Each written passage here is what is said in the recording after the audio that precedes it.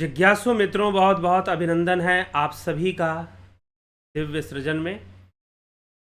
प्रत्येक दिवस की भांति आज फिर हम यहाँ पर यह लाइव चर्चा का कार्यक्रम शुरू कर रहे हैं और आज की लाइव चर्चा का जो विषय है, अस्तित्ववाद क्या है।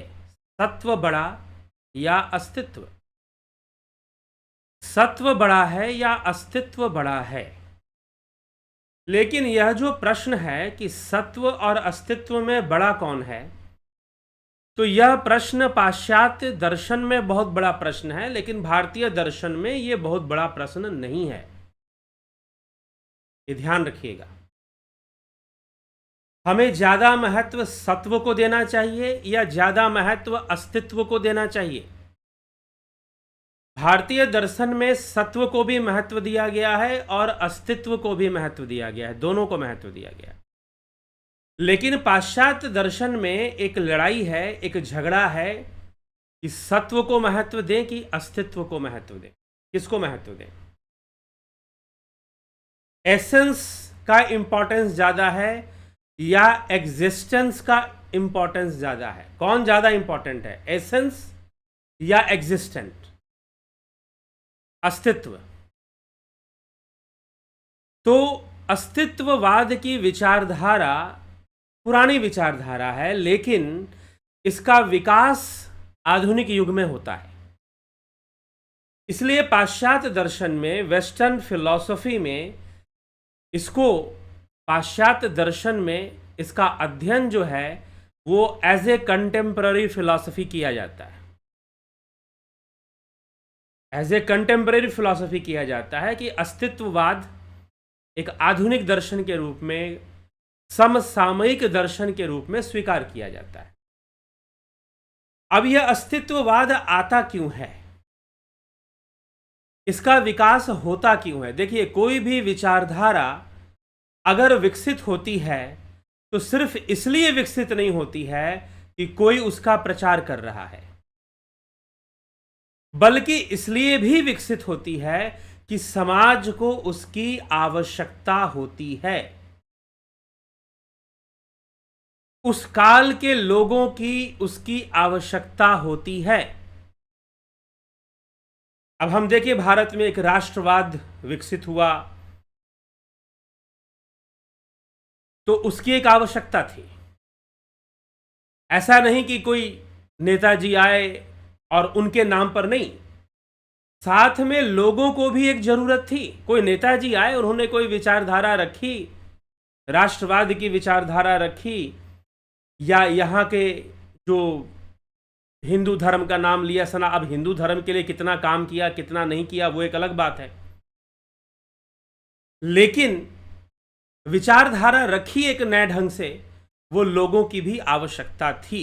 ऐसा नहीं कि वो नेता ही अपने आप में सिर्फ काबिल था और वही अपने आप में मसीहा था और उसने कर लिया, नहीं। एक उसकी एक ग्राउंड बन चुका था, उसका एक आवश्यकता बन चुकी थी सभी लोगों को। नहीं तो विचारधाराएं तो रहती हैं, बहुत पहले से रहती हैं विचारधाराएं। तो अस्तित्ववाद की विचारधारा कोई नई विचारधारा नहीं थी, लेकिन ये आधुनिक युग में यूरोप के अंदर, स्पेशली हम यूरोप, क्योंकि दार्शनिक विकास यूरोप में पहले हुए। हाँ, अगर हम भारत से कंपेयर करेंगे, तुलना करेंगे, तो भारत में पहले हुए, अलग बात है। लेकिन यूरोपियन दूसरे जो कंट्रीज हैं उनमें दार्शनिक विचार फ्रांस, जर्मनी, इंग्लैंड, इन देशों के अंदर ज्यादा पाए जाते हैं। तो अब जो है अस्तित्ववाद की जो विचारधारा है वो कहती क्या है, और ये आधुनिक युग में अपनी मजबूत पकड़ क्यों बना लेती है, कैसे बना लेती है, उसके पीछे कारण क्या होता है? तो सबसे बड़ा कारण बनता है विश्व युद्ध। जो वर्ल्ड वार हुआ, दो विश्व युद्ध हुए, उसने मानवता को झकझोर के रख दिया। इसलिए अस्तित्ववादी विचारधारा की सबसे पहली पहचान है कि ये मानववादी होते हैं, ये मानवतावादी होते हैं। ठीक, इनकी सबसे पहली पहचान है कि अस्तित्ववादी विचारधारा जो है, जो एग्जिस्टेंशियलिज्म इसको हम कहते हैं, अंग्रेजी में, इंग्लिश में। तो अस्तित्ववादी जो विचारधारा है ये सबसे पहले मानववादी होते हैं या मानवतावादी होते हैं। ये इनका सबसे पहला गुण है मानवतावादी होना। तो ये लोग बहुत दुखी थे और यूरोप के अंदर भयंकर नरसंहार हुआ, दो दो विश्व युद्ध को झेलना पड़ा। वहां की भूमि पर दो दो विश्व युद्ध हुए, लाखों करोड़ों की संख्या में लोग मारे गए जो बेकसूर थे, उनका कोई दोष नहीं था। हम किसी व्यक्ति को यहां पर दोष दें वह भी ठीक नहीं है। हम हिटलर को सिर्फ दोषी माने या सिर्फ हम लेनिन को दोषी माने, या बाद में और कई हुए, कुछ लोगों ने आग में घी डालने का काम किया, लड़ाई को लगवाने का काम किया। कहते हैं अमेरिकन्स ने लड़ाई को जानबूझ के लगवाने का काम किया। तो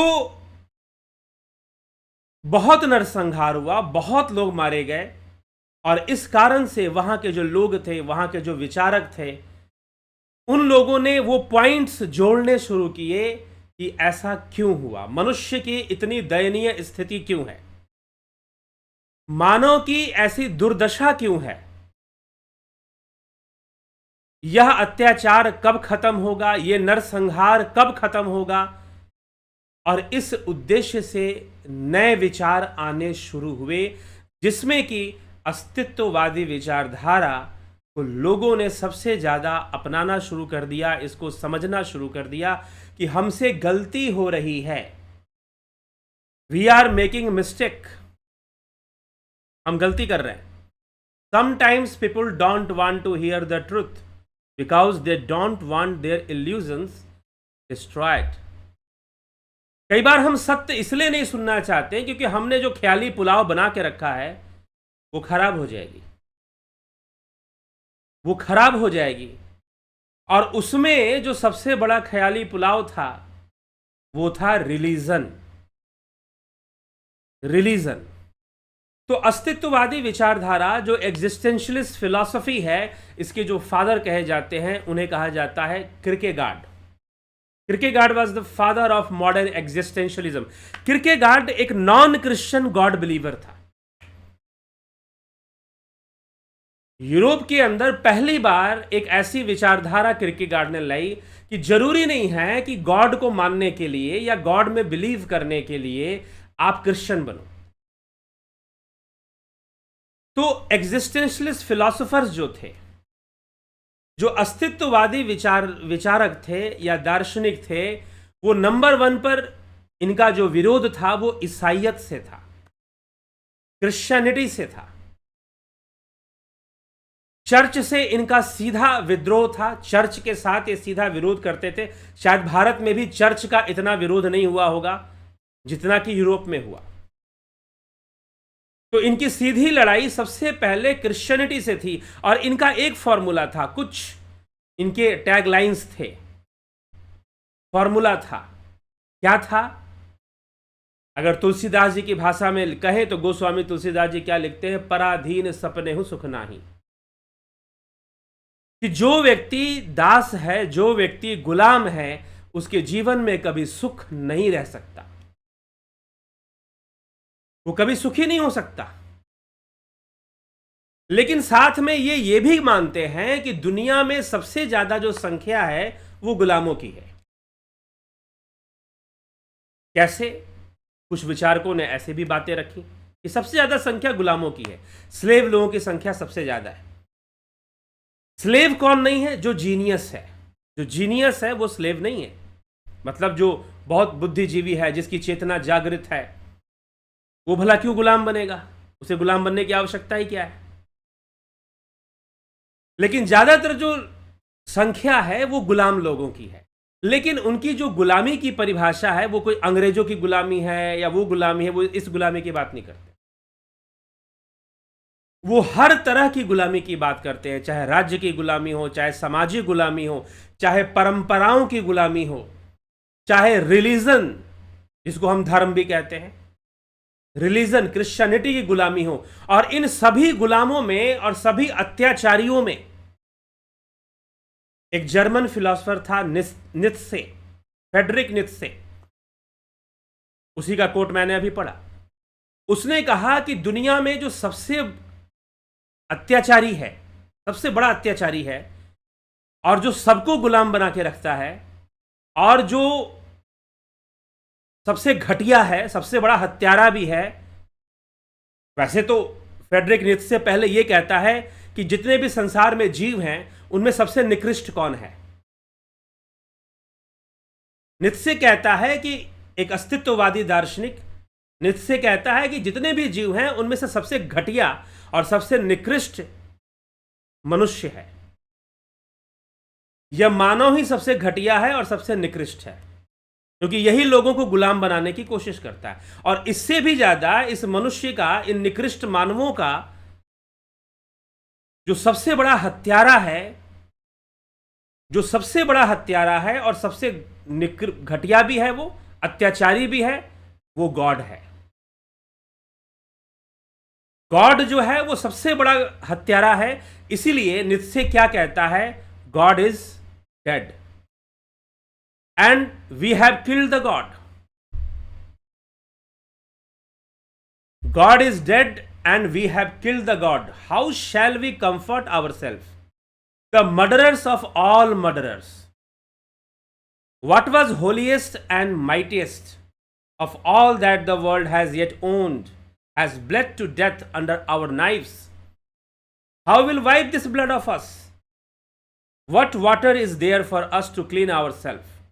What festivals of atonement, what sacred games shall we have to invent? Is not the greatness of this deed too great for us? Must we ourselves not become gods simply to appear worthy of it? Nietzsche कहता है कि भगवान मर चुका है, भगवान मरा हुआ रहता है और हमने उसे मार डाला है। एक बार कहते हैं कि नीत्शे ने क्या किया कि एक पुतला बना लिया और उस पर लिख दिया गॉड, और एक डंडा ले लिया और चौराहे पे खड़ा किया और उस पुतले को मारने लगा और दुनिया को दिखा दिखा के मारने लगा कि देखो मैं गॉड को मार रहा हूं, क्या बिगाड़ लोगे मेरा। तो भगवान मर चुका है, भगवान मरा ही हुआ था, वो पहले से मरा हुआ था और हमने उसे मार डाला है। हम सभी हत्यारों के हत्यारे हैं। अपने आप को हम कैसे संतावना देंगे? दुनिया के पास अब तक जो कुछ भी था उसमें सबसे पवित्र और सबसे शक्तिशाली क्या था? वह हमारे चाकुओं से नीचे लहूलुहान हो गया है। अर्थात लोग जिसको सबसे पवित्र मानते हैं वो गॉड है। वो मेरे चाकुओं से लहूलुहान हो चुका है, मैंने उसे मार दिया है। इस खून को हमसे कौन मिटाएगा? हमारे पास खुद को साफ करने के लिए कौन सा पानी है? हमें प्रायश्चित के कौन से उत्सव हैं? कौन से पवित्र खेल इजाद करने होंगे? क्या इस कार्य की महानता हमारे लिए बहुत महान नहीं है? क्या केवल इसके योग्य दिखने के लिए हमें स्वयं देवता नहीं बन जाना चाहिए? नीत्शे कहता है कि मैंने गुलामी की जो जड़ है वो गॉड है। जो गॉड पे बिलीव करना है या चर्च के माध्यम से जो गॉड पर जबरदस्ती विश्वास करवाया जाता है, यहीं से गुलामी शुरू होती है। यहीं से गुलामी शुरू होती है। तो मैंने इस गॉड को मार दिया है और जो सबसे पवित्र था, जो सबसे शक्तिशाली था, मैंने उसकी हत्या कर दी है। We have killed the God, हमने उसको मार दिया, खत्म कर दिया उसे। और दूसरी बात की कोई ठीक है बताओ अब कौन सा रिचुअल है जिससे मैं पवित्र हो जाऊं? क्योंकि क्रिश्चियनिटी में बहुत सारे रिचुअल होते हैं, भाई ये पवित्र है, ये अपवित्र है, तो चलो हम पवित्र हो जाते हैं, ऐसा करके हम पवित्र हो जाएंगे, वैसा करके हम अपवित्र हो जाएंगे। 50 तरह की बातें हैं। ये शुद्ध हो गया, अरे सब तो इंद्रियों का विषय है। अगर अद्वैत की माने तो ब्रह्म जो है पवित्र अपवित्र से परे है। Beyond good and evil, something is there beyond good and evil, ये नीत्शे ने कहा था। लेकिन यह विचारधारा तो पहले से अद्वैत सिद्धांत में है कि ब्रह्म को सत्य और असत्य से भी ऊपर माना गया है, बुरा और अच्छा से भी ऊपर माना गया है। ब्रह्म को पवित्र और अपवित्र से भी अलग माना गया है, शुद्ध और अशुद्ध से भी अलग माना गया है, क्योंकि जहां शुद्ध होगा अशुद्ध होगा वहां द्वैत होगा। नीत्शे ने कहा कि जो रियल ट्रूथ है वो गुड और इविल के ऊपर है। जो सच्चाई है, जो वास्तविक सत्य है, वो गुड और इविल में नहीं फंसा हुआ, वो उससे परे है। कि क्या गुड है, क्या एविल है, क्या पवित्र है और क्या अपवित्रता है। तुमने इस नाम पर कि यह पवित्र है और यह अपवित्र है, सिर्फ तुमने मानव जाति का शोषण किया है। कभी पवित्रता के नाम पर, कभी चरित्र के नाम पर, कभी इस नाम पर तुमने सिर्फ मानव जाति का शोषण किया है, और यह मानव जाति का शोषण करने का तरीका है। तो religion is a tool to rule the people. Religion is a tool to rule the people. लोगों को अपना गुलाम बनाने के लिए, उनको अपने अनुसार चलाने के लिए बाइबल और रिलीजन जैसे चीजों का इस्तेमाल किया जाता है। नीत्शे ये बात खुलकर बोलता था, और दूसरे भी कई सात्र ने भी ऐसी बातें खुल के बोली। तो अस्तित्ववादियों का सबसे पहला झगड़ा रिलीजन से था, और उसके बाद महत्वाकांक्षी लोगों से था जो पूरी दुनिया पे राज करना चाहते हैं। कभी रूस राज करना चाहता है, कभी अमेरिका पूरी दुनिया पे राज करना चाहता है, कभी इंग्लैंड राज करना चाहता है। तो अस्तित्ववादी इन लोगों से बहुत नफरत करते थे कि ये दुनिया पे राज करना चाहते हैं, मतलब दूसरे लोगों को जीना नहीं देना चाहते, ये नहीं चाहते कि दूसरे जिए। तो अस्तित्ववादी दर्शन जो था एक बौखलाहट थी, एक फ्रस्ट्रेशन था लोगों का, जो मानवीय सुखों पर बिल्कुल ध्यान नहीं देते थे, मानव पर ध्यान ना देकर। और दूसरा, इन्होंने इनकी दुश्मनी दार्शनिकों से भी थी। कौन से दार्शनिक? हीगल, कांट, डेकार्टेस, प्लेटो।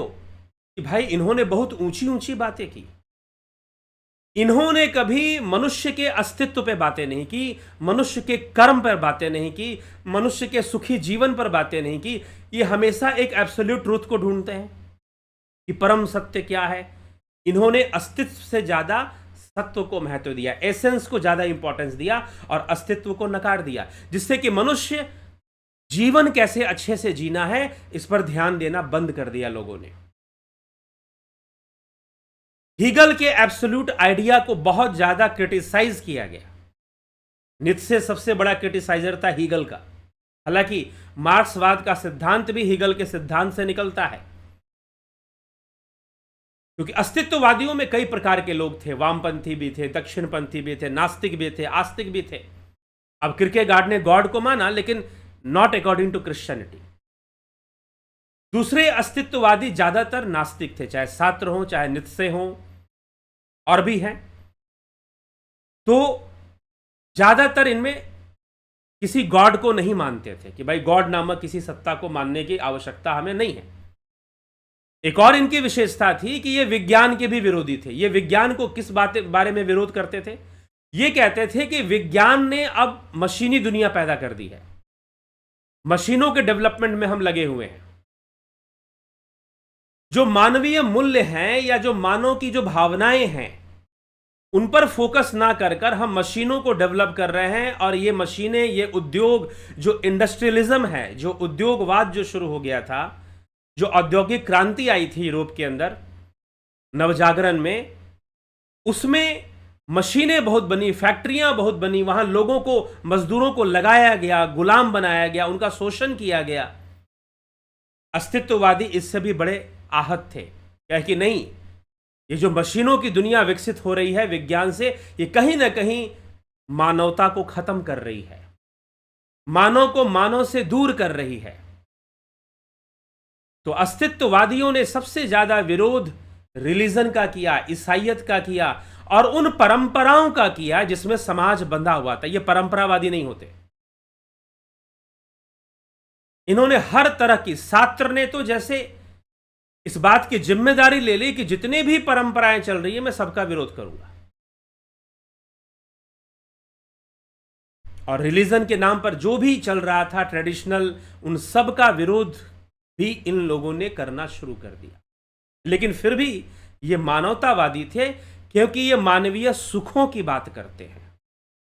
अब लेकिन एक और है इनमें, एक और बहुत बड़ी बात है कि ये उसका अस्तित्व स्वीकार नहीं करते जो कर्म नहीं करता, उनको अस्तित्वहीन मानते हैं। अब ये जो विचारधारा है ये मीमांसा से मिल जाएगी, क्योंकि मीमांसा कर्म प्रधान है। मीमांसा कहता है कि आप किसी ईश्वर को मानते हो, नहीं मानते हो, कोई फर्क नहीं पड़ता, कर्म को मानना पड़ेगा। कर्म की सत्ता को मानना ही पड़ेगा और कर्म करना ही पड़ेगा। अगर जीवन को बेहतर करना है तो कर्मकांड सिद्धांत को समझना पड़ेगा, कर्म करना पड़ेगा। तो मीमांसा शास्त्र अस्तित्ववादी विचारधारा को लेकर चलता है। ठीक, अस्तित्ववादी विचारधारा को लेकर चलता है। तो अस्तित्ववादी विचारधारा कि जो कर्म ही नहीं करेगा, जो कंफर्ट जोन में बंधा रहेगा और पड़ा रहेगा, तो उसका समझो कि उसका तो एग्जिस्टेंस है ही नहीं, उसका कोई अस्तित्व ही नहीं है। जो मनुष्य लाइफ में रिस्क लेगा, जो कर्म करेगा, जो अस्तित्व उसी का मान्य होगा। इसलिए मनुष्य को कर्मवान होना चाहिए, कर्म करना चाहिए और अपना विकास स्वयं करना चाहिए। छात्र ने कहा कि मनुष्य को अनुभववादी होना चाहिए, अनुभववादी होना चाहिए और कर्म करते हुए अपने अनुभवों को प्राप्त कर कर उसे जीवन में आगे बढ़ना चाहिए। दूसरों को सिद्धांतों को सुनना जरूर चाहिए, सुने समझे, लेकिन अपने अनुभव से जो ज्ञान उसे मिल रहा है उन अनुभवों पर आधारित सिद्धांतों को निश्चित करें। अगर वो दूसरों से सिद्धांत लेता है तो भी उन सिद्धांतों को अपने अनुभवों की कसौटी पर जरूर कसे। ऐसा नहीं कि उन्होंने फलाने महापुरुष ने यह कह दिया तो हम यही मान लेंगे, हमारे गुरुजी ने यह कह दिया तो हम आंख बंद करके यही मान लेंगे। नहीं, वो अपने कर्म करते हुए अपने अनुभवों की कसौटी पर जरूर कसे। तो ये अनुभववादी लोग थे, यह मानववादी थे, यह अनुभववादी थे और यह कर्मवादी थे कि भाई तुम कर्म करो, तुम अपने विकास के लिए कर्म करो, तुम प्रकृति को समझने के लिए कर्म करो। हां, यह प्रकृतिवादी उनके दृष्टिकोण से, क्योंकि भारतीय दर्शन में प्रकृतिवाद अलग ढंग से बताया जाता है, पाश्चात्य दर्शन में अलग ढंग से बताया जाता है। तो उनके दृष्टिकोण से ये प्रकृतिवादी नहीं थे, लेकिन भारतीय दर्शन के प्रकृतिवाद के अनुसार ये प्रकृतिवादी थे। अर्थात क्योंकि कर्म में विश्वास करना था। जो आदमी अपने लाइफ में कोई रिस्क नहीं लेता, ये कहते हैं कि वो आदमी है ही नहीं, इज नॉट ए ह्यूमन। जो कोई रिस्क ही नहीं लेगा तो अपना विकास कैसे करेगा, वो चीजों को बेहतर तरीके, ज्यादा ज्ञान कैसे रखेगा। तो इसलिए फ्रेडरिक नीत्शे ने समाज को, लोगों को, जो मनुष्य है दुनिया भर में, उनको 3 भाग में बांटा है। सबसे पहला वो कहता है कि जीनियस, नंबर 1 पे लोग जो होते हैं जीनियस, ये पूरी जनसंख्या के ओनली 1% लोग हैं। और नंबर 3 जो सबसे लास्ट कैटेगरी है, वो कहता है कि लास्ट मैन, जो आखिरी इंसान है समाज में, उसकी खूबी क्या है कि वो कभी रिस्क नहीं लेता लाइफ में। हां, बैठ के वो चर्चाएं करेगा, इधर उधर की बातें करेगा, ये गलत है, ये सही है, लेकिन कभी लाइफ में वो रिस्क लेगा ही नहीं। हमेशा कंफर्ट जोन में पड़े रहने की कोशिश करेगा, कभी घूमने बाहर नहीं निकलेगा, कभी जानने की कोशिश नहीं करेगा कि दुनिया क्या, कैसी, किस तरह से। किसी मामले में किसी तरह का रिस्क लेने के लिए वो तैयार ही नहीं होगा। और अस्तित्ववादी हर मामले में रिस्क लेने के लिए कहते हैं कि आप रिस्क लो, तभी तो आपको ज्ञान बढ़ेगा। आपको रिस्क ही नहीं लोगे तो वो तो सीधा अस्तित्ववादी विचारधारा, नीत्शे की विचारधारा ये कहती है कि जो रिस्क नहीं लेता उसका अस्तित्व मानना ही नहीं चाहिए कि उसका अस्तित्व भी है। तो कर्म करना, कर्मठता, एक्टिवनेस, ये इनका गुण है कि आप अपना कर्म कीजिए, आप अपने व्यक्तित्व का विकास कीजिए। तो व्यक्तित्व के विकास पर ये बहुत जोर देते हैं और दूसरे दार्शनिकों की बहुत ज्यादा आलोचना करते हैं, क्रिटिसाइज करते हैं कि इन्होंने मनुष्य के व्यक्तित्व पर कभी फोकस नहीं किया। अस्तित्ववादी विचारधारा के कारण वुमेन एम्पावरमेंट शुरू हुआ। पश्चिम में महिलाओं की स्थिति बहुत बुरी थी, बहुत दयनीय थी, लेकिन अस्तित्ववादी, भाई इनका भी अस्तित्व है संसार में, आप अस्तित्व को समझिए, आप एग्जिस्टेंस को समझिए।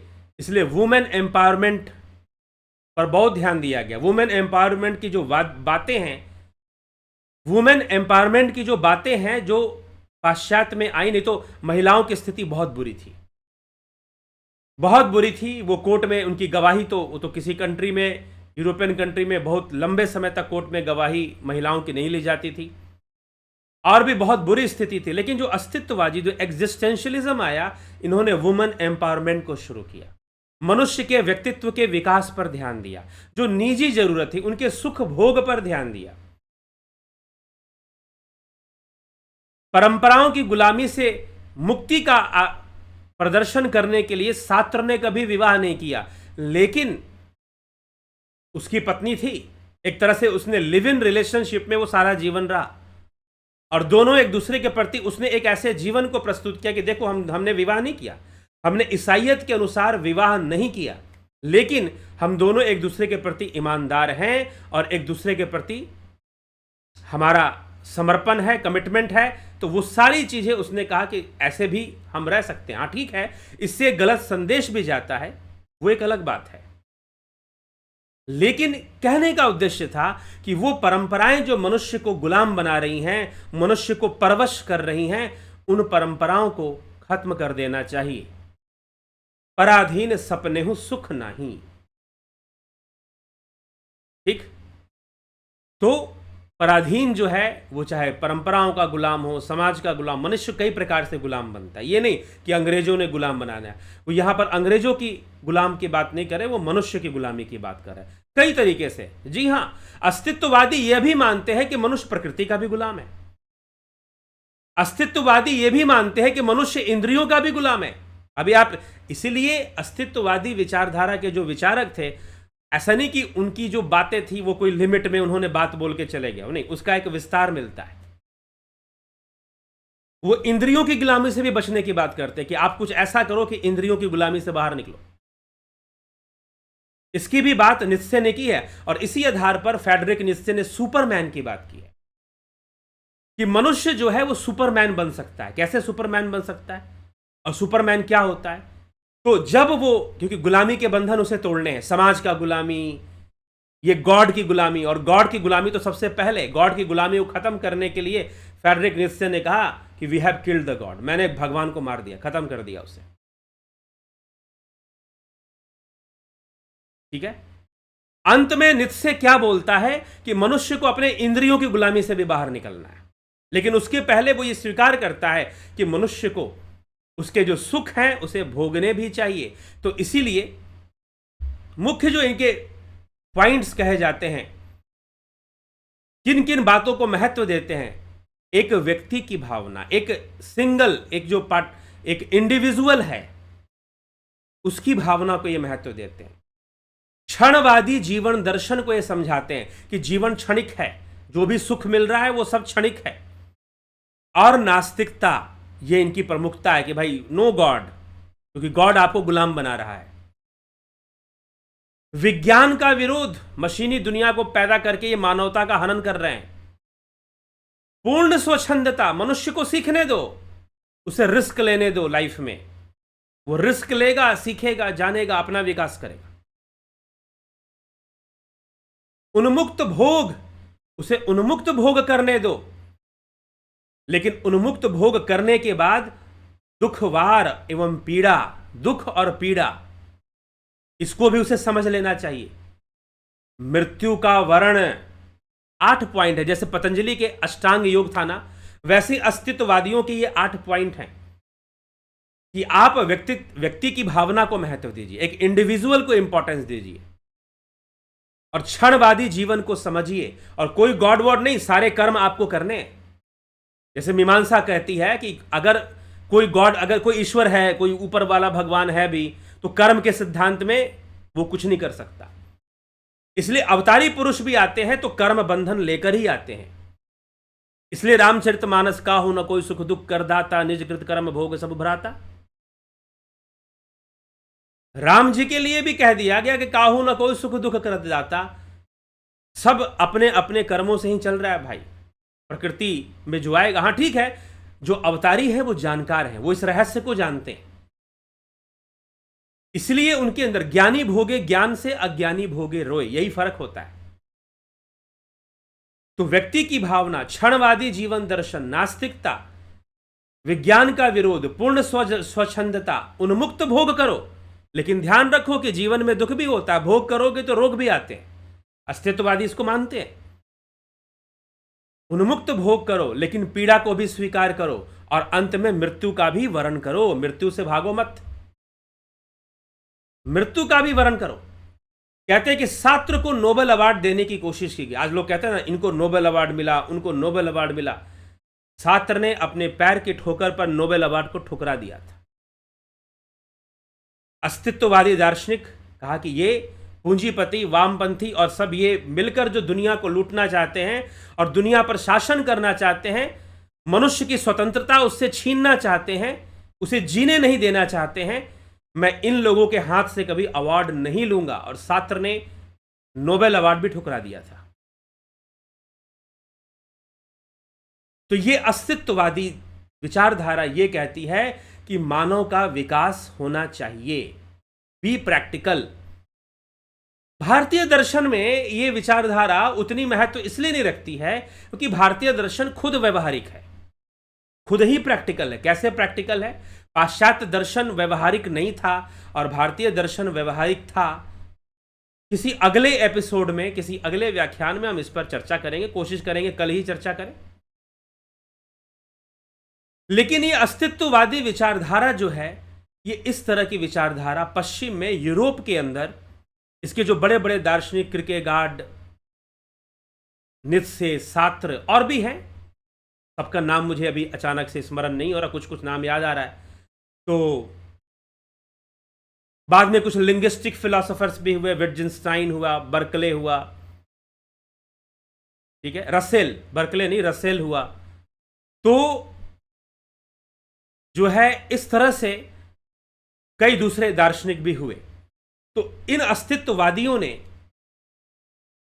ईसाइयत की जड़ें हिला दी और लोगों को सोचने पे मजबूर कर दिया, क्या दुनिया ऐसे ही चलेगी? क्या ऐसे ही विश्व युद्ध होते रहेंगे? ऐसे ही लोग मरते रहेंगे? क्या इन राजनेताओं का यह अधिकार क्यों? क्योंकि वो साधारण मनुष्य के स्वतंत्रता को छीने या उनके अधिकार को छीने। उनका जो प्राकृतिक अधिकार बनता है, बाय नेचर जो उनकी स्वतंत्र रहने की जो इच्छा है और स्वच्छंद रहे, वो अधिकार छीना जाए, ये उचित नहीं है। चाहे वो सरकारी व्यवस्था हो, चाहे वो सामाजिक व्यवस्था हो, चाहे वो धार्मिक रिलीजियस व्यवस्था हो, अगर वो एक मानव को गुलाम बना रही है, पराधीन कर रही है, तो उसको खत्म कर देना चाहिए। ये बहुत ही हिम्मत वाले लोग थे, बहुत ही साहसी लोग थे। उस जमाने में उनका साहस कहा जाएगा। और सात्र आजीवन लिव इन रिलेशनशिप में रहता है तो बहुत साहस की बात थी, क्योंकि ईसाइयत में यह स्वीकार नहीं है। ईसाई धर्म या ईसाई रिलीजन इस बात को स्वीकार नहीं करता कि कोई इस तरह से रहे। ईसाइयत उसे जिंदा ना छोड़े। जो ये कहे कि we have killed the God, God is dead, God का खुलेआम मजाक उड़ाए, खुले सड़क पे खड़ा होकर। नीत्शे ने यह साहस किया और नीत्शे ने एक मार्ग दिखाया कि मनुष्य कैसे अपना डेवलपमेंट कर सकता है। लेकिन जब नीत्शे अपने डेवलपमेंट को सिखाता है, बनाता है, बताता है, इसको निराशावादी दर्शन भी मानते हैं कुछ लोग। क्योंकि ये लोग क्यों निराशावादी दर्शन कहते हैं? क्योंकि ये उन लोगों का समूह था जो बहुत ही निराश थे। एक तो गुलामी, गॉड की गुलामी, रिलीजन की गुलामी, चर्च की गुलामी, ऊपर से विश्व युद्ध, ऊपर से ये कैपिटलिस्ट पूंजीपतियों का समाज जो कि साधारण मनुष्य से उनकी स्वतंत्रता छीनना चाहता है, लोगों को गुलाम बना के रखना चाहता है। तो पहले तो उन्होंने इस पे काम करना शुरू किया, फिर उन्होंने देखा कि प्रकृति की भी गुलामी है, इंद्रियों की भी गुलामी है। तो नीत्शे ने कहा कि एक साधारण मनुष्य सुपरमैन बन सकता है अगर वो अपने इंद्रियों की गुलामी छोड़ दे। घुमा फिराकर वो योग सिद्धांत पे आ गए। जब नीत्शे सुपरमैन की बात करेगा तो ऐसा लगेगा कि योग सिद्धांत को शायद थोड़ा समझा रहा है कि मनुष्य हर तरह की गुलामी को धीरे धीरे त्याग दे, लेकिन उसे अनुभववादी होना चाहिए। उसे आग में हाथ डालकर देखना चाहिए कि आग तुम्हें जला सकती है। यह अनुभववादी है, अनुभववादिता है।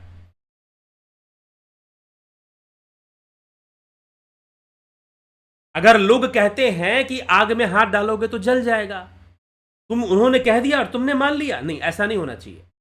थोड़ा सा हाथ डाल के देखो जलते हो कि नहीं जलते हो, ये इनका कहना है। इसीलिए ये अनुभववादी विचारधारा है, मानववादी विचारधारा है। ये निराशावादी इसलिए क्योंकि ये लोग निराश हो गए थे चारों तरफ के माहौल से, ईसाइयत का दबदबा, चर्च की गुलामी, गॉड के नाम पर, पवित्रता अपवित्रता, 50 तरह की परंपराएं लोगों को गुलाम बना कर रखने के लिए। ऐसा नहीं है कि हिंदू समाज इससे ग्रसित नहीं है, हिंदू समाज भी ग्रसित है जबरदस्ती की बातों में, क्योंकि हिंदू समाज अपने मूल शास्त्रों के अध्ययन से टूटा हुआ है।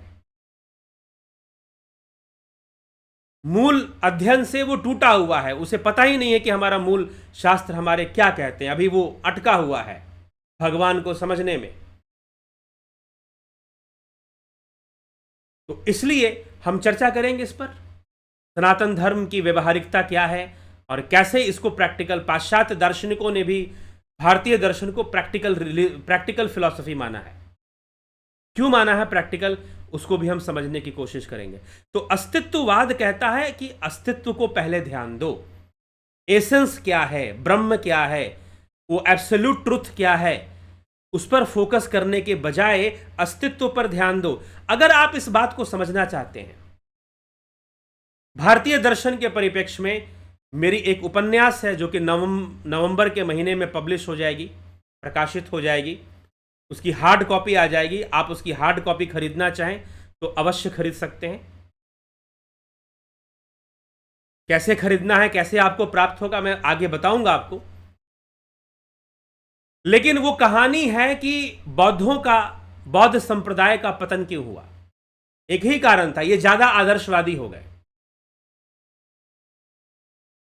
लेकिन जो मीमांसा थी, आचार्य कुमारिल भट्टाचार्य, जो मनुष्य के अस्तित्व को महत्व देता है, मीमांसा दर्शन, कर्म का सिद्धांत मनुष्य के अस्तित्व को महत्व दे रहा है, ना कि किसी परम सत्य या परम एब्सोल्यूट गॉड को, कि जो एकदम पूर्ण है, अपने आप में परफेक्ट है, अपने आप में जो एकदम परफेक्ट है, पूर्ण है, उसको इंपॉर्टेंस ना देकर मनुष्य के कर्म को महत्व दे रहा है।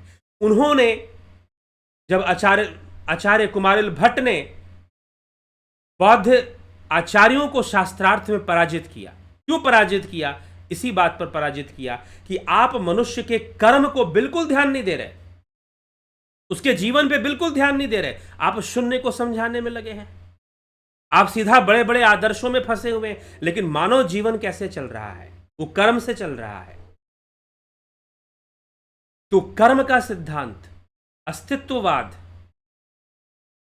तुम सुखों का भी भोग करो, तुम दुखों को भी स्वीकार करो, उससे भागो मत, और अंत में तुम मृत्यु का भी वर्ण करो खुशी खुशी कि तुमने पूरा जीवन जिया है। तुम ये सोचते हुए मरो कि तुमने हर चीज का अनुभव किया है।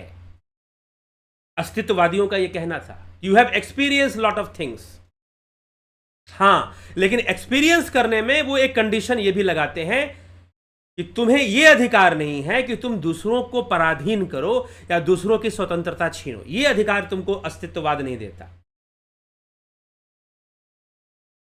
अस्तित्ववाद ये नहीं कहता कि तुम अपने आप को सुखी करने में या भोगों को भोगने में तुम जो है दूसरों की स्वतंत्रता छीन लो। नहीं, इस चीज की छूट नहीं, क्योंकि इसका सबसे पहला सिद्धांत यही है कि गुलामी स्वीकार नहीं है। पराधीन सपने हूं सुख नाही। तुम हर बाउंडेशन को खत्म करो और अपने आप को नित्य, अपनी सुपरमैन की परिभाषा में यही कहता है, सुपरमैन वही हो सकता है जो हर तरह के बाउंडेशंस को, बंधन को तोड़ दे और आगे बढ़ जाए, अपनी चेतना को विकसित कर ले। वास्तव में सुपरमैन है, उसे कोई इवॉल्व होने की जरूरत नहीं है, बस उसकी जो एनर्जी है वो डिस्ट्रीब्यूटेड है। नित्से कहता है, फ्रेडरिक नित्से कहता है कि मनुष्य सुपरमैन है, वो ऑलरेडी है, बस उसकी एनर्जी डिस्ट्रीब्यूटेड है, बिखरी हुई है। वो सारी जगह से अपनी ऊर्जा को एकत्र कर ले, निरोधात्मक क्रिया करे। चित्त वृत्ति निरोधा पतंजलि कहते हैं। हो सकता है क्योंकि ये जो कंटेम्परेरी फिलोसोफर्स हुए यूरोप के अंदर, इन्होंने इंडियन फिलॉसफी भी पढ़ी थी, तो इंडियन फिलॉसफी की कुछ बातें भी इन्होंने ऐड की है अपनी बातों में। आप जब उनको पढ़ेंगे तो आपको लगेगा कि भारतीय दर्शन से ये चीजें जोड़ रहे हैं, कुछ ले रहे हैं, ऐसा लगेगा आपको। तो अस्तित्ववादी विचारधारा, इसीलिए डेकार्टिस रेशनलिज्म को क्रिटिसाइज करते हुए सार्त्र ने कहा था, डेकार्टिस ने कहा था I think therefore I exist. Sartre ने कहा कि no, I exist therefore I think.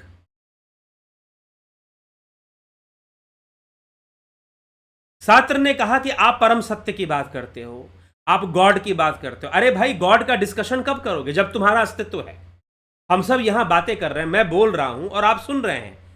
यह कब संभव है? जब हमारा यहां अस्तित्व है। तुमने अस्तित्व पर ध्यान ही नहीं दिया और तुम फिर बड़ी बड़ी बातें हाँक रहे हो कि एक एब्सोल्यूट ट्रूथ है, तो ये है तो वो है। हां, तुम अगर अस्तित्व को समझाते पहले और फिर कहते कि एक एब्सोल्यूट ट्रूथ है, तो बात अलग थी। तो जो आइडियोलॉजिस्ट थे, जो आइडियोलॉजी थी आदर्शवाद, आदर्शवाद के ये परम विरोधी थे। ये किसी आदर्श को नहीं मानते थे। ये कहते थे कि मनुष्य अपना कर्म करे, लाइफ में रिस्क ले, अपना कर्म करे, अनुभव करे और अपना सिद्धांत बनाए। दूसरों को सिद्धांतों को सुने, समझे, लेकिन उसे अपने अनुभव, अपनी बुद्धि से भी प्रोसेस करे। ये नहीं कि बस कह दिया गया, मान लिया। चर्च से बोल दिया पोप ने कि ऐसी बात है तो ऐसी बात है, मानना है क्योंकि चर्च ने कह दिया। तो वो इसके विरोधी थे, आदर्शवाद के विरोधी थे, आइडियलिज्म के कट्टर विरोधी थे। ठीक है, रिलीजन के कट्टर विरोधी थे और मानवतावाद, मानव, क्योंकि इन सभी चीजों ने मानव को बहुत दुर्दशा कर दी थी। यूरोप ने अंधकार युग को झेला, फिर विश्व युद्ध को झेला। वहां के लोग बहुत निराश हो चुके थे वर्ल्ड वार के कारण और चर्च की गतिविधियों के कारण।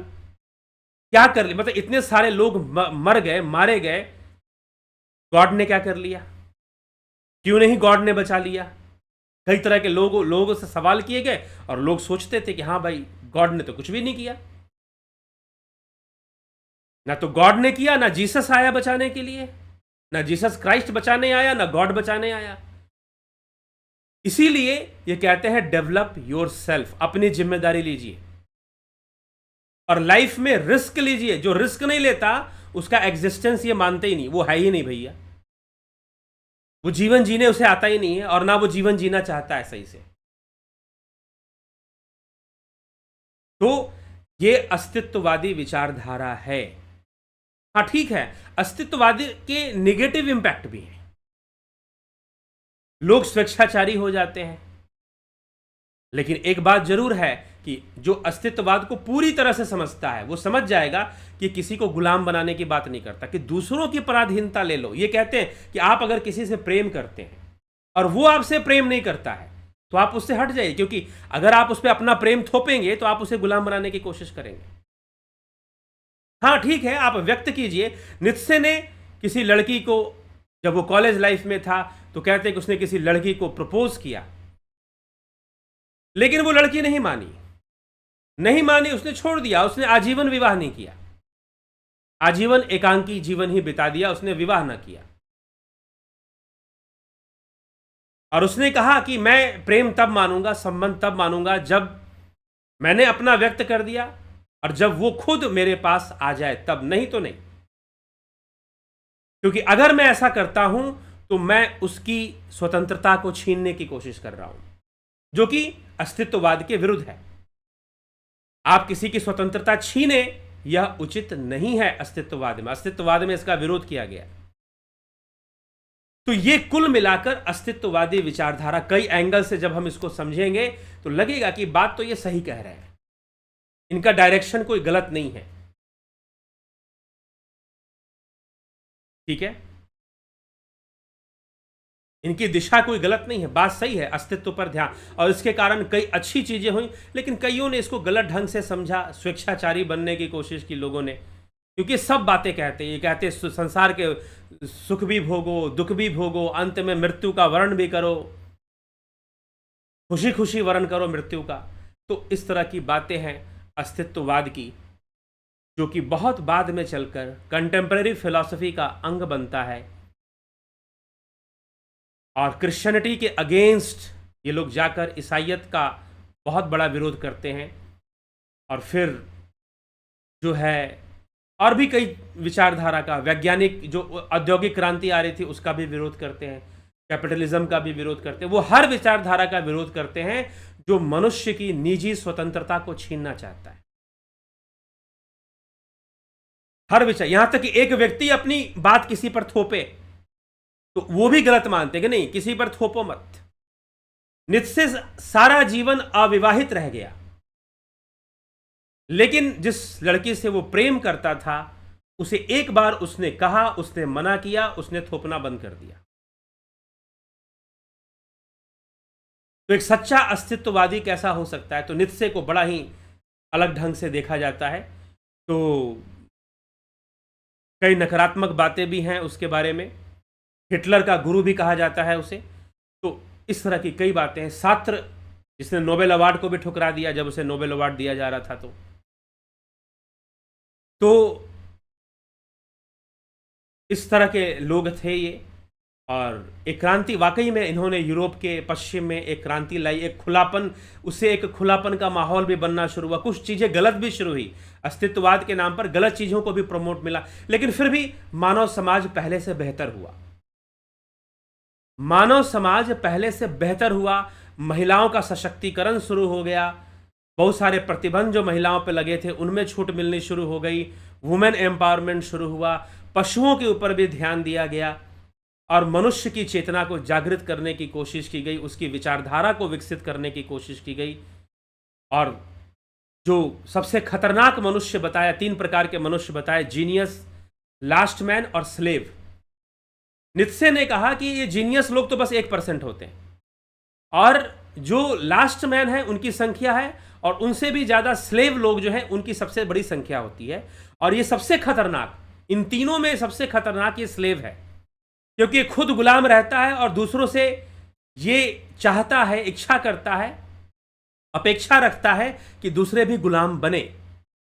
जिस परंपरा में ये गुलाम रहता है, ये कहीं ना कहीं गुलाम बन के रहेगा। ये ऐसा नहीं, नीत्शे का मानना है कि ये लोग प्राकृतिक रूप से गुलाम मानसिकता के ही होते हैं। कुछ लोग पैदा ही होते हैं गुलाम बने रहने के लिए, उनकी पैदाइश है कि हम गुलामी करेंगे, तो वो किसी ना किसी की गुलामी जरूर करेंगे। तो स्लेव्स लोगों को सबसे खतरनाक बताया। क्यों खतरनाक बताया? क्योंकि ये स्लेव जो हैं, जो गुलाम हैं, ये अपनी बात या अपने समाज की बात या अपनी परंपरा की बात दूसरों से मनवाने के लिए किसी की हत्या भी कर दें, किसी के साथ कुछ कर भी दें, 50 तरह की चीज कर देते हैं। ठीक है। इनका कहना था कि जीवन का सही अर्थ किसी को समझना चाहिए, सुखों को भोगना चाहिए, क्योंकि पाश्चात्य दर्शन में और ईसाइयत में भोगों को भोगने की कला नहीं सिखाई जाती थी। भारतीय दर्शन को आप अगर गहराई में पढ़ेंगे तो वो ये समझाने की कोशिश करते हैं कि भाई भोगों को भोगो, लेकिन ऐसा ना हो कि भोग आपको भोगने लगे। ऐसा नहीं होना चाहिए कि आप भोगों के गुलाम बन जाओ। तो अस्तित्ववादी ये भी कहते हैं कि आप भोगों के गुलाम मत बनिए, आप इंद्रियों के गुलाम मत बनिए, आप दुखों को भी स्वीकार कीजिए, पीड़ा को भी स्वीकार कीजिए, और मृत्यु का भी वर्ण कीजिए, खुशी खुशी मृत्यु का भी वर्ण कीजिए। तो कुछ इस तरह की बातें ये लोग कहते हैं और अपने बातों को खत्म करते हैं। तो हम अस्तित्ववाद को समझे, ह्यूमन सेंट्रिक फिलॉसफी कंप्लीटली मानव पे फोकस करती है, उसके एग्जिस्टेंस पे फोकस करती है। सार्त्र ने कहा we exist therefore we think. अगर हमारा एग्जिस्टेंस नहीं होता तो हम थिंक कैसे करते, सोचते कैसे, बोलते कैसे, इंटरेक्ट कैसे करते। तो आप एग्जिस्टेंस को इग्नोर मत कीजिए। चलिए, इस संदर्भ में भारतीय विचारधारा क्या है, कोशिश करेंगे कल के व्याख्यान में हम आपको दे सकें। आपके कमेंट्स देख लेते हैं। नवज्योति नाथ जी, राजेश मेहता जी, अवधेश कुमार जी, विक्रम सिंह जी, निशी कुमार, योग वशिष्ठ पर कब आएगी? योग वशिष्ठ पे अभी कोई चर्चा आने वाली नहीं है।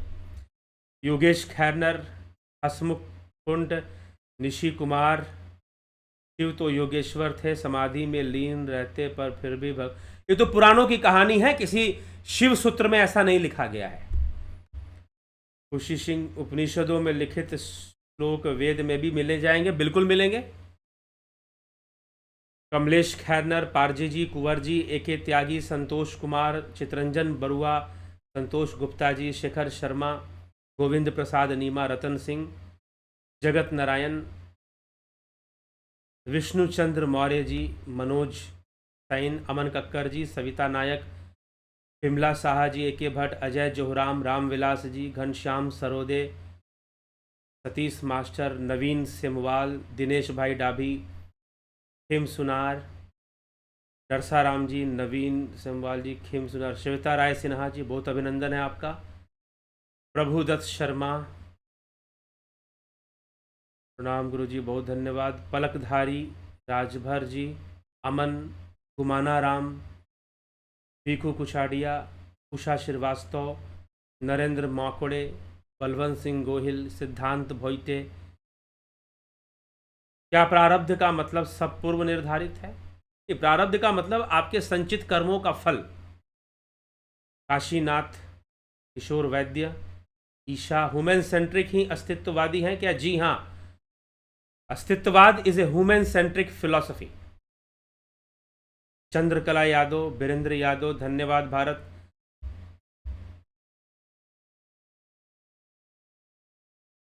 पूरन गुरु कौन है? हमें पूरन गुरु से जो ध्यान सिखा दे, जो आपको केवल अवस्था तक ले जाए, जो आपको अव्यक्त अवस्था तक ले जाने का सामर्थ्य रखे, मान लो कि पूरन गुरु है। पहले पूरन गुरु ढूंढोगे कि पहले, अरे वही ज्ञान ही तो कौन सा गुरु सही है ये ज्ञान बताएगा। ठीक है, पहले पूरन गुरु फिक्स करोगे कि पहले ज्ञान, हाँ भाई ज्ञान सही मिल रहा है तो गुरु ठीक है। ये निश्चय कहां से करोगे?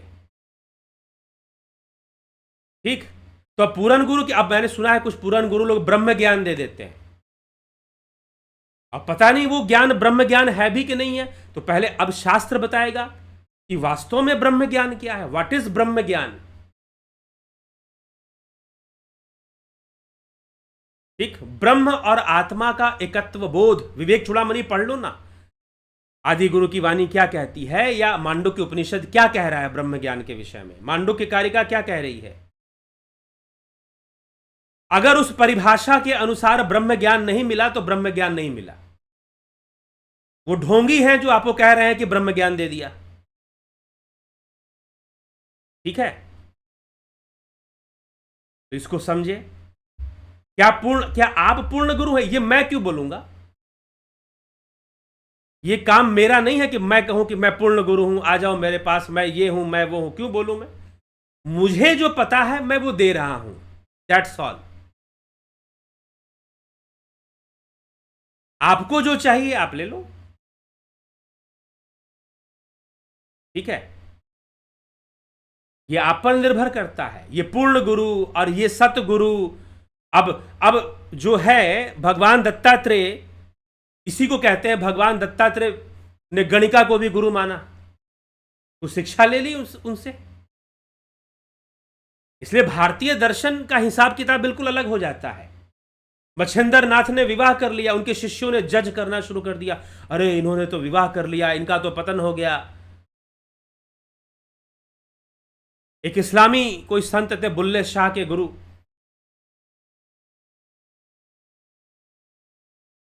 एक गणिका एक वैश्या उनकी शिष्या बन गई, वो उनके यहां चले गए। बुल्ले शाह को लगने लगा कि ये कहां चला गया, तो लगता है गड़बड़ हो गया आदमी। तो कहानियां हैं, लेकिन अपने ऊपर आ जाए तो परीक्षाएं हो जाती हैं। ठीक है, तो पूर्ण गुरु आप कैसे निर्धारित करेंगे? प्रश्न ये है। तो आप ध्यान योग का कोर्स कीजिए, जानिए क्या बताया जा रहा है, क्या सिखाया जा रहा है। ये आपका निर्णय है, पूर्ण गुरु क्या है क्या नहीं है। ये तो जज करना कि भाई ये, इसी को तो गुलामी कहते हैं, यही गुलामी है, यही दासता है। ये पूर्ण गुरु होगा, वो जो कहेगा मैं मानूंगा। अस्तित्ववाद कहता नहीं, लाइफ में रिस्क लो और अपने अनुभवों से सीखो।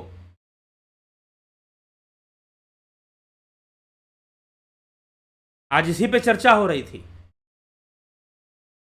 ठीक है, योग सिद्धांत के अनुसार जो योग होना चाहिए और ब्रह्म ज्ञान हेतु जो साधना करनी चाहिए और जो अव्यक्त की साधना करनी चाहिए, योग में केवल अवस्था या केवली अवस्था की बात की जाती है। जितने भी योग शास्त्र है सब में किया गया, जैन दर्शन में भी किया गया है। उस अवस्था तक कैसे पहुंचना है, उसका अनुभव कैसे करना है, ये योग माध्यम से मैं आपको, योग साधना के माध्यम से मैं आपको बताता हूं। और मैं ये इसलिए बताता हूं कि लोगों को जीवन में सहायता हो। आप मुझे गुरु मानो, आपने कहा क्या आप पूर्ण गुरु? मैं तो गुरु भी नहीं हूं। पूर्ण गुरु छोड़ दीजिए, मैं तो गुरु भी नहीं हूं। गुरु होता तो दाढ़ी बाल बढ़ाकर नहीं आ जाता आपके सामने, ये शर्ट पैंट पहनकर क्यों बैठ जाता मैं? ठीक है, ये आपका विषय है, ये आप गुरु मानते हैं। क्योंकि गुरु का काम ये नहीं है कि वो अपने आप को गुरु गुरु बोले। चिड़िया का काम नहीं है कि चिड़िया चिड़िया बोले, अरे भाई उड़ेगा तो पता चल जाएगा चिड़िया है कि नहीं है। ठीक है, वीरेंद्र यादव जी किस मानसिकता से प्रश्न कर रहे हैं वो मैं समझ रहा हूं। तो मैं तो गुरु भी नहीं हूं, पूर्ण गुरु तो बहुत दूर की बात है। ठीक, तो चलिए आगे बढ़ते हैं।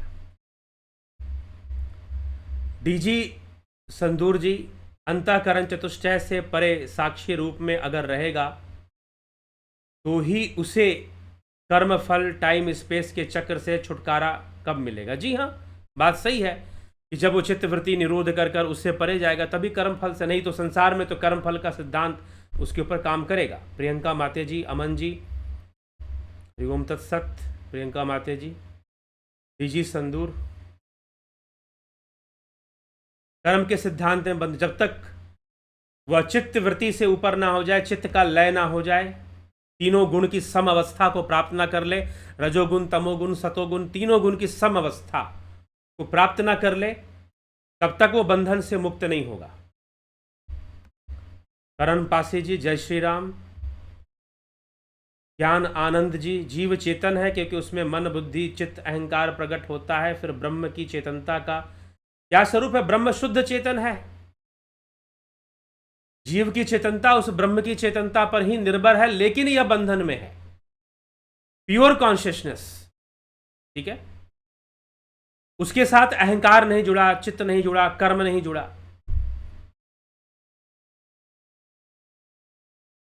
ब्रह्म की चेतनता का स्वरूप ही निर्गुण है। आशा रानी जी, बहुत सभी का बहुत बहुत, ये सारी बातें तब स्पष्ट होती हैं ज्ञान आनंद जी जब हम जाते हैं कैवल्य की ओर, केवल अवस्था की ओर। हम गुणों को सम अवस्था में ले जाने की कोशिश करते हैं योग मार्ग से, ध्यान से हम उसका अनुभव करना शुरू कर देते हैं। हम उस शून्य अवस्था का अनुभव करना शुरू कर देते हैं जो तीनों गुणों से परे है, चित्त से परे है, चित्त वृत्तियों से परे है। तो हमें सही कॉन्सेप्ट मिलता है। इसीलिए यहां सिर्फ बातें करना, अभी कोई मुझसे पीछे प्रश्न कर रहा था कि आप बिजली का उदाहरण देते हैं तो बिजली भी कहीं से पैदा हुई है। अरे भाई वो उदाहरण है, वो सत्य थोड़ी ना है बिजली का उदाहरण देना। वास्तविक सत्य तो आपको ध्यान मार्ग से ही मिलने वाला है, योग मार्ग से ही मिलने वाला है। और भारतीय सनातन धर्म में जितने भी आध्यात्मिक दर्शन हैं, जैन, बौद्ध, योग, मीमांसा, चाहे और भी हैं, सांख्य, सब योग मार्ग का समर्थन करते हैं कि भाई चाहे न्याय हो, योगज अनुभूतियों का समर्थन है न्याय दर्शन में, तो योग मार्ग पर चलना ही पड़ता है। और आप चल सके, जो मैं जानता हूं वो मैं आपको बता रहा हूं। अब आप, कई लोग मुझे सर कहते हैं, बहुत अच्छा लगता है, सर कह लीजिए, कोई बात नहीं। कुछ लोग गुरु जी कहते हैं, ठीक है भाई गुरु जी कह लीजिए, उनको भी मैं मना नहीं कहता। लेकिन कई बार लोग बहुत ज़्यादा गुरु गुरु करते हैं तो मैं उनको मना भी कर देता हूँ, ठीक है। तो यह बात आप अच्छे से समझ लीजिए, जान लीजिए। मेरा अपना उद्देश्य है कि मैं आप तक सही रख पाऊँ, योग से संबंधित, शास्त्रों से संबंधित, जीवन से संबंधित। कुल मिलाकर शास्त्रों का उद्देश्य भी तो यही है ना कि जीवन बेहतर होना चाहिए। और जीवन के रहस्य समझ में आने चाहिए, जीवन का मर्म समझ में आना चाहिए, प्रकृति के रहस्य। विज्ञान का भी उद्देश्य यही है कि प्रकृति, natural phenomenon, law of nature को हम समझें।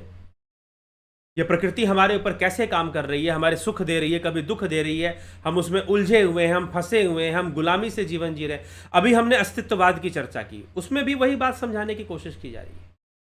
ठीक है, उनका स्टाइल अलग है, थोड़ा सा अलग स्टाइल है, थोड़ा सा वो ज़्यादा नाराज थे ईसाइयों से, ईसाइयत से बहुत नाराज थे, राजाओं से, पॉलिटिशियन से बहुत दुखी थे वो लोग। इसीलिए थोड़ा सा कुछ विचारकों ने बहुत एग्रेसिव वे में अपनी विचारधारा को प्रस्तुत किया, बहुत चोट देते हुए, ठोकर मारते हुए। ठीक है, विचारधारा को रखा, सीधा बोला God is dead, we have killed the God, हमने गॉड को खत्म कर दिया, मार दिया। तो ऐसी बातें उन्होंने इसलिए कही ताकि मानव जागृत हो, मनुष्य अपने ऊपर ध्यान दे, गॉड गॉड करना छोड़ दे, ओवर डिपेंडेंसी ऑन गॉड, अपने कर्म पे विश्वास करना सीखे, जो मीमांसा शास्त्र समझाती है। वही अस्तित्ववादी चाहते थे कि मनुष्य अपनी पर्सनालिटी को डेवलप करे, अपने ज्ञान का विकास करे, कर्म करे, लाइफ में रिस्क ले, अपने सिद्धांत बनाए, अपने अनुभवों को बढ़ाए। ये नहीं कि गॉड गॉड करके कोने में पड़ा रहे। ठीक है, ये इच्छा थी अस्तित्ववादियों की। तो यही सब बातें हैं और यही इसी तरह की विचारधारा ये रखते हैं। चलिए हम आगे बढ़ते हैं और विराम देते हैं आज के कार्यक्रम को। कल फिर मिलेंगे 9 PM लाइव चर्चा में। बहुत बहुत आप सभी का आभार। आपको अच्छा लगे तो आप शेयर भी किया करें, वीडियोस को। तो कल एक महानुभाव ने, शायद कोई भोइटे जी थे, जिन्होंने कुछ अनुदान भी किया था कल के लाइव सेशन में, 40 रुपीज़ का कुछ अनुदान किया था उन्होंने यहाँ पर लाइव चैट में, सुपर चैट कुछ ऐसे बोलते हैं उसको। तो बहुत बहुत धन्यवाद आपका। कल धन्यवाद आपको नहीं दिया था, आज दे देते हैं। तो इसी के साथ हम विराम देते हैं। कल फिर मिलते हैं 9 PM लाइव चर्चा। ओम तत्सत सभी को।